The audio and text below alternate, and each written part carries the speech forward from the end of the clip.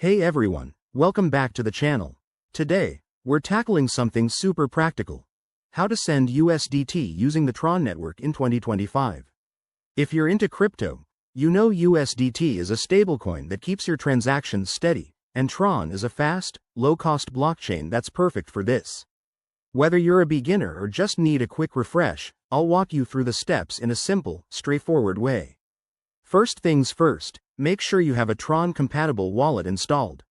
I recommend using apps like TronLink or Trust Wallet, which are user-friendly and secure.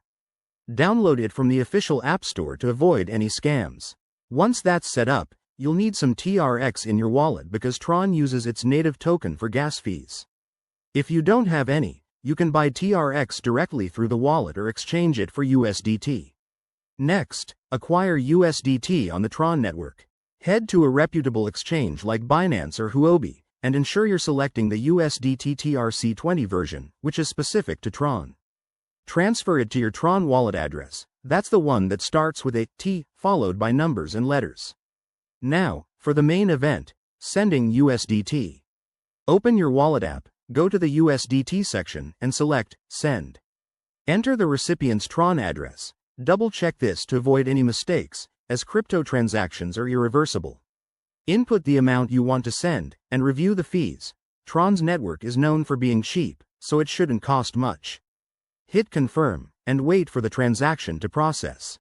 It usually takes just a few seconds. Finally, verify the transaction on a blockchain explorer like TronScan to make sure everything went through smoothly. And remember, always use two-factor authentication and secure your private keys. There you have it. You're now a pro at sending USDT on Tron in 2025. If this helped, hit that like button, subscribe for more guides, and drop your questions in the comments. Thanks for watching, and see you next time.